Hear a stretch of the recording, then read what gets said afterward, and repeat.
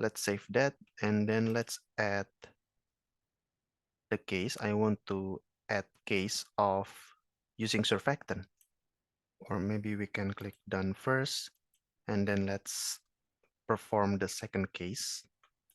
So remember 57% the recovery factor, and now let's change it to surfactant. Okay, click on done. So now, in addition to parameters and relative permeability, we need to input EOR input and enhance oil recovery schedule. And in parameters, we need also to input grain density. So I will input 1.2 gram per centimeter cube. So that's good. And also the injection rate 200, porosity 0.25, and contact water 0.3. Okay, right? Okay, so now relative permeability 1, 0.5, and then it's 2. Sorry, it's 2. So we maintain everything the same, but now we perform enhanced oil recovery with surfactant injection. So the plot will be like this. Okay, for the relative permeability. And then, okay, so good. EOR input. Okay, so now actually we need to provide data for polymer and the surfactant. Of course, in this case, I'm not going to perform polymer injection, but you must provide the data. Okay, so whatever I write here doesn't matter. Okay, and let's focus on the surfactant. So we need to provide surfactant concentration in ppm, all right, and then the surface tension in dyne per centimeter. So let's say we already input the data here for our surfactant. Okay, 0 ppm, surface tension 1125, 100 4.11, 500 0.312, and so on and so forth. And let's assume rock adsorption and oil partition coefficient to be 0.001 milligram per gram. Okay, so that's good. Now let's go ahead into the EOR schedule. So I will make no polymer injection by using this. For volume injected 0, polymer concentration 0, so no polymer at all. And then, yeah, just like this. And for the schedule of surfactant injection, let's assume I do like this. So at 0.1 or 10% per volume injected, I inject the water with no surfactant in it. Okay, and then the next per volume injected 0.2, 100 ppm. I just follow the data here because we don't have data for, greater than 5,000 ppm.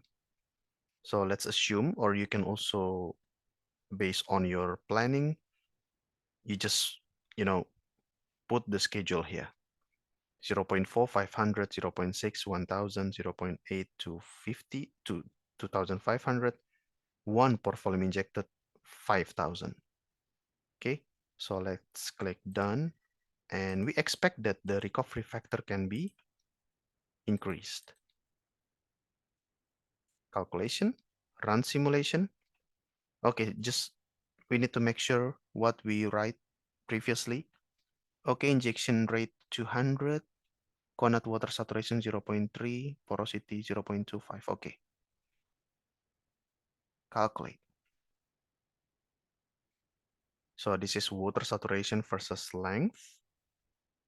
Okay, now we already achieved 52%, 55%, 60%. Oh, it's good. And the computation done, right? So now, oh, but we need to adjust the date here. It's not quite right. I'm just going to make it, yeah, this one. Okay, it's not important, but I would just want to make it like that. Recalculate. So as you can see, having or performing surfactant injection with that surfactant increase, the recovery factor significantly from 57% to now 72%.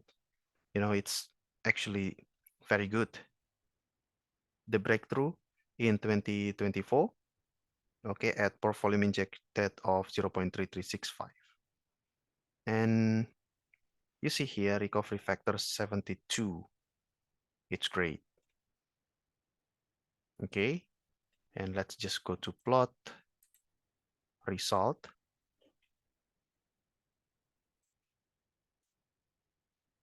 $72.57.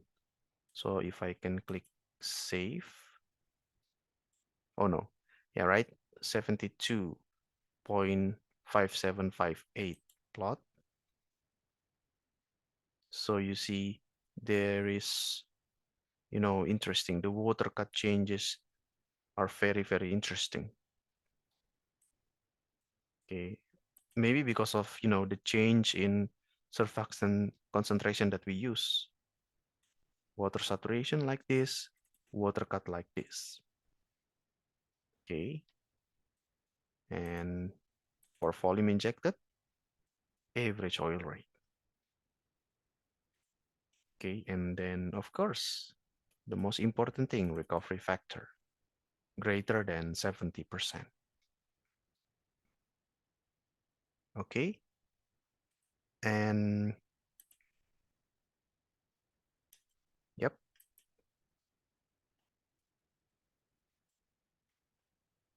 okay. And let's try another interfacial tension. Let's say we want to compare with another surfactant